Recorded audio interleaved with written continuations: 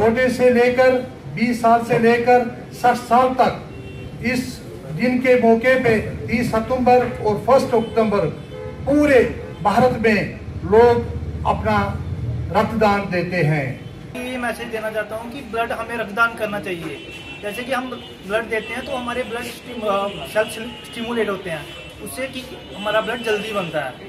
चलो, ये गड़ा होता है, गड़े में पानी पड़ा रहता है तो वो एक दिन खराब होना शुरू होता है। वैसे ही हमारे अंदर ब्लड रहेगा तो वो एक दिन ऐसा होगा कि नहीं, हमें ना इंटरनली प्रॉब्लम शुरू हो जाएगी।